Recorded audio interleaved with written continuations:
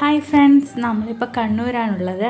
അറിയാലോ, കണ്ണൂരിലെ ഏറ്റവും പ്രശസ്തമായൊരു കലാരൂപമാണ് ഈ തെയ്യം എന്ന് പറയുന്നത്. പല പല കാവുകളിലും മറ്റു വീടുകളിലും ചെറിയ ക്ഷേത്രങ്ങളിലും ഒക്കെ ആയിട്ട് നടത്തുന്ന ഇത്തരം ഈ ഒരു കലാരൂപത്തെ എന്തായാലും ഇവിടെ വന്നതല്ലേ, ഒന്ന് കണ്ടിട്ട് പോകാമെന്ന് കരുതി. അപ്പം ഇത് കുട്ടികൾക്ക് വളരെ പ്രിയപ്പെട്ട കുട്ടിച്ചാത്തൻ തെയ്യമാണ് ഇപ്പം നമുക്ക് കാണാനായിട്ടുള്ളൊരു അവസരം കിട്ടിയിരിക്കുന്നത്. അവരതിനുള്ള ആ ഒരു തുടക്കം എങ്ങനെയാണ്, ഒരു ദിവസം നീണ്ടു നിൽക്കുന്ന ഒരു രീതിയാണ് ഈ ഒരു തെയ്യം അവതരണം. അതൊന്നും കുറച്ച് ടൈം കൊണ്ട് കണ്ടു തീർക്കാനുള്ളതല്ല, എങ്കിലും പരിമിതമായ സമയത്തിനുള്ളിൽ നമ്മൾ ജസ്റ്റ് ഒന്ന് കാണുന്നതേ ഉള്ളൂ. അവിടെ പോകുന്നതിന് മുമ്പ് തെയ്യം എന്തെന്ന് കേൾവി മാത്രമാണ് ഉണ്ടായിരുന്നത്. ഒരുപാട് ഇനം തെയ്യമുണ്ടെന്നോ അതിൽ കുട്ടിച്ചാത്തൻ തെയ്യമാണ് നമ്മൾ കാണാൻ പോകുന്നതെന്നോ അങ്ങനെ കൂടുതലൊന്നും അറിയില്ലായിരുന്നു. അവിടെ ചെന്നതിന് ശേഷം നമ്മളുടെ ഒരു സുഹൃത്ത് പറഞ്ഞാണ് ഒരുപാട് തരം തെയ്യങ്ങളുണ്ടെന്നും ഇവിടെ നടക്കുന്നത് കുട്ടിച്ചാത്തൻ തെയ്യമാണെന്നും നമ്മൾ അറിയുന്നത്. തെയ്യത്തിൻ്റെ ചരിത്രം നോക്കുകയാണെങ്കിൽ ഇന്ത്യയുടെ വടക്കൻ കേരളത്തിൽ ഉത്ഭവിച്ച ഒരു ജനപ്രിയ ആചാരമായ കലാരൂപമാണ് കുട്ടിച്ചാത്തൻ തെയ്യം. അറിയാമല്ലോ, കുസൃതികളും കളിയുമായ സ്വഭാവത്തിന് പേരുകേട്ട ഒരു ഉപദേവനായ കുട്ടിച്ചാത്തനെ ആരാധിക്കുന്നതിനും അനുഗ്രഹം തേടുന്നതിനുമായി ധാരാളം ആളുകളാണ് ഇത് കാണുവാനും ഇവിടേക്ക് അനുഗ്രഹം തേടുവാനും എത്തുന്നത്. ക്ഷേത്രങ്ങളിലും വീടുകളിലും മറ്റ് പുണ്യസ്ഥലങ്ങളിലുമാണ് സാധാരണയായി ഈ പ്രകടനങ്ങൾ നടക്കുന്നത്. യാഗങ്ങൾ അർപ്പിക്കൽ, അനുഗ്രഹങ്ങൾ അർപ്പിക്കൽ, ശുദ്ധീകരണ ചടങ്ങുകൾ തുടങ്ങിയ വൈവിധ്യമാർന്ന ആചാരങ്ങൾ ഇതിൽ ഉൾപ്പെടുന്നു. തിന്മയെ അകറ്റാനും സമാധാനവും സമൃദ്ധിയും കൊണ്ടുവരാനും നെഗറ്റീവ് എനർജികളിൽ നിന്ന് സംരക്ഷണം നൽകാനും ഈ പ്രകടനങ്ങൾക്ക് ശക്തിയുണ്ടെന്ന് വിശ്വസിക്കപ്പെടുന്നു. ഐതിഹ്യമനുസരിച്ച് ശിവനും പാർവതിയും വള്ളുവൻ്റെയും വള്ളുവതിയുടെയും രൂപമെടുത്തപ്പോൾ അവർക്ക് കുട്ടിച്ചാത്തൻ എന്നൊരു മകൻ ജനിച്ചു. ദിവ്യ ദമ്പതികൾ കലക്കാട്ട് ഇല്ലത്തിലെ കുട്ടികളില്ലാത്ത ഒരു നമ്പൂതിരിക്ക് കുട്ടിച്ചാത്തനെ നൽകി. എന്നിരുന്നാലും കുട്ടിച്ചാത്തൻ ഗുരുവിൻ്റെ പഠിപ്പിക്കലുകൾ പിന്തുടരാൻ തയ്യാറായില്ല. പകരം ബ്രാഹ്മണ പാരമ്പര്യങ്ങൾക്ക് വിരുദ്ധമായ ആചാരങ്ങൾ അനുഷ്ഠിക്കാനും തുടങ്ങി. അസാധാരണമായ ബുദ്ധിശക്തി ഉണ്ടായിരുന്നിട്ടും കുട്ടിച്ചാത്തൻ്റെ പല ചോദ്യങ്ങൾക്കും ഉത്തരം നൽകാൻ ഗുരുവിന് കഴിഞ്ഞില്ല. തൽഫലമായി അനുസരണക്കേടിൻ്റെ പേരിൽ ഗുരു കുട്ടിച്ചാത്തനെ ശാസിക്കുകയും ശാരീരികമായി ശിക്ഷിക്കുകയും ചെയ്തു. മറുപടിയായി കുട്ടിച്ചാത്തൻ ഗുരുവിനെ കൊന്ന് സ്ഥലം വിട്ടുകൊണ്ട് പ്രതികാരം ചെയ്യാൻ ശ്രമിച്ചു എന്നതാണ് നമ്മൾ കേട്ടിരിക്കുന്നത്. കുട്ടിച്ചാത്തൻ്റെ അനുസരണക്കേട് മനസ്സിലാക്കിയ നമ്പൂതിരി ഭാര്യ അതോലമ്മയോട് കുട്ടിക്ക് ഭക്ഷണം കൊടുക്കരുതെന്ന് നിർദ്ദേശിച്ചു. കുട്ടിച്ചാത്തൻ പാൽ ചോദിച്ചപ്പോൾ അത് നിരസിച്ചത് അദ്ദേഹം കോപാകുലനാക്കി. ഒരു കാളയെ കൊന്ന് രക്തം കുടിച്ചു. കുട്ടിച്ചാത്തൻ്റെ പ്രവൃത്തികളിൽ കോപാകുലനായ നമ്പൂതിരി അവനെ കൊന്നു. എന്നിരുന്നാലും കുട്ടിച്ചാത്തൻ പുനർജനിച്ചു. തുടർന്ന് നമ്പൂതിരി ഒരു വലിയ ബ്രാഹ്മണ സംഘത്തെ വിളിച്ചു വരുത്തി കുട്ടിച്ചാത്തനെ വീണ്ടും കൊന്നു. 21 ഹോമകുണ്ടങ്ങളിൽ കത്തിച്ചു. അവ വിശുദ്ധ ചൂളകളാണ്. കുട്ടിച്ചാത്തൻ്റെ ശരീരത്തിൻ്റെ ചാരത്തിൽ നിന്ന് നിരവധി കുട്ടിച്ചാത്തന്മാർ ജനിച്ചു. അവർ നമ്പൂതിരിയുടെ വീടിന് സമീപത്തുള്ള ബ്രാഹ്മണരുടെ വീടുകൾക്ക് തീയിട്ടു. ഒടുവിൽ പീഡിപ്പിക്കപ്പെട്ട കുട്ടിച്ചാത്തനെ തെയ്യമായി ആരാധിക്കാൻ ആളുകൾ തീരുമാനിച്ചു. ഇത് കുട്ടിച്ചാത്തൻ തെയ്യം പാരമ്പര്യത്തിൻ്റെ ആവിർഭാവത്തിലേക്ക് നയിച്ചു.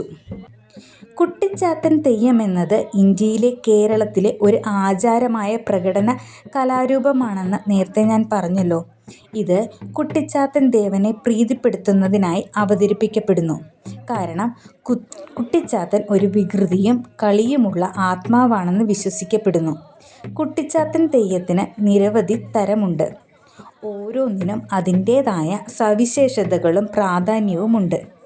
കുട്ടിച്ചാത്തൻ തെയ്യത്തിൻ്റെ ഏറ്റവും ജനപ്രിയ ചില തരങ്ങൾ ഇവയാണ്: കരിങ്കുട്ടിച്ചാത്തൻ തെയ്യം, തീക്കുട്ടിച്ചാത്തൻ തെയ്യം, പൂതൻകുട്ടിച്ചാത്തൻ തെയ്യം, അങ്ങനെ ഒരുപാട് തെയ്യങ്ങളുണ്ട്.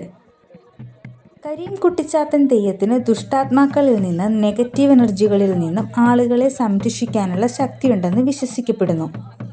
തീക്കുട്ടിച്ചാത്തനോ ദുഷ്ടശക്തികളിൽ നിന്നും പാപങ്ങളിൽ നിന്നും ആളുകളെ ശുദ്ധീകരിക്കാനും തീക്കുട്ടിച്ചാത്തന് ശക്തിയുണ്ട്. പൂതൻ കുട്ടിച്ചാത്തനോ? കുട്ടിച്ചാത്തൻ്റെ അമ്മയായി വിശ്വസിക്കപ്പെടുന്ന ഭഗവതിയുടെ അനുഗ്രഹം തേടുന്നതിനാണ് ഈ തരത്തിലുള്ള കുട്ടിച്ചാത്തൻ തെയ്യം അവതരിപ്പിക്കപ്പെടുന്നത്. അങ്ങനെ ഓരോ തെയ്യത്തിനും അതിൻ്റേതായ സവിശേഷതകളും കഥകളും പറയാനുണ്ട്. അപ്പോൾ നമുക്കും ഇതേപോലെ കാണാനായിട്ടൊക്കെ ഒരവസരം കിട്ടിക്കഴിഞ്ഞാൽ ഒന്ന് കാണാവുന്നതാണ്. ദീർഘചതുരാകൃതിയിലുള്ള അരക്കെട്ട് ധരിച്ചിരിക്കുന്ന കുട്ടിച്ചാത്തൻ തെയ്യത്തിൻ്റെ ശിരോവസ്ത്രത്തിൽ കവിളുകളുടെ ഇരുവശത്തുമായി 2 മരക്കഷ്ണങ്ങൾ അടങ്ങിയിരിക്കുന്നു. തെയ്യം അവതരിപ്പിക്കുന്നവർ ഒരു ലോഹത്തൊപ്പി കൊണ്ട് കണ്ണുകൾ മൂടുന്നു. മധ്യഭാഗത്ത് കാണാൻ ഒരു ചെറിയ ദ്വാരമുണ്ട്. വസ്ത്രത്തിൽ അവരുടെ പുറകിൽ മയിലിൻ്റെ ആകൃതിയിലുള്ള ഒരു നീട്ടലും ഉണ്ട്.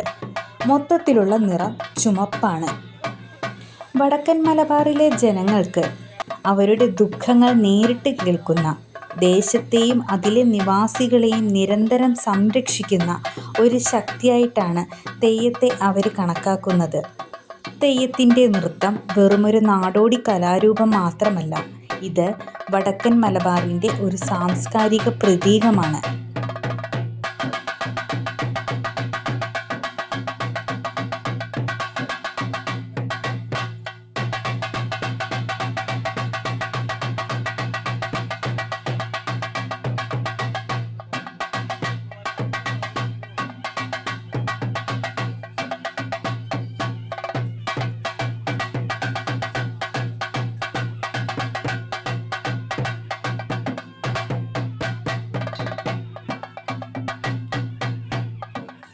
കണ്ണൂർ ജില്ല, കാസർഗോഡ്, വയനാട്, കോഴിക്കോട് ജില്ലയുടെ വടക്കൻ പ്രദേശങ്ങൾ, കർണാടക സംസ്ഥാനത്തിൻ്റെ ചില പ്രദേശങ്ങൾ എന്നിവയുൾപ്പെടെ വടക്കൻ മലബാറിലാണ് തെയ്യം പ്രധാനമായും അവതരിപ്പിക്കുന്നത്.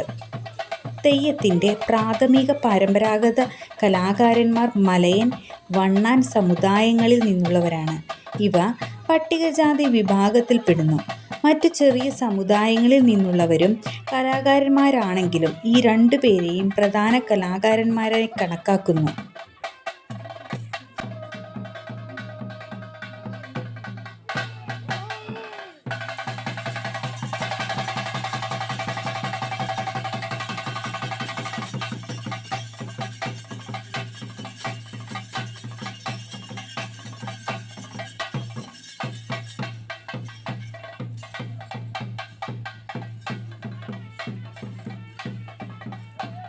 ഗ്രാമവാസികൾക്കിടയിൽ വളരെ ആദരണീയമായ ഒരു സ്ഥാനം ഈ കലാകാരൻ വഹിക്കുന്നു. മുതിർന്ന പൗരുഷം, പ്രകടന വൈദഗ്ധ്യം, സമർപ്പണം എന്നിവയിലൂടെ അദ്ദേഹം പ്രശസ്തി നേടുന്നു. വേഷവിധാനങ്ങൾ പ്രധാനമാണ്. കഥാപാത്രങ്ങളുടെയും അവരുടെ ശക്തിയുടെയും അടിസ്ഥാനത്തിൽ ശൈലി, സങ്കീർണത, ഘടകഭാവങ്ങൾ എന്നിവയിൽ വ്യത്യാസപ്പെട്ടിരിക്കുന്നു.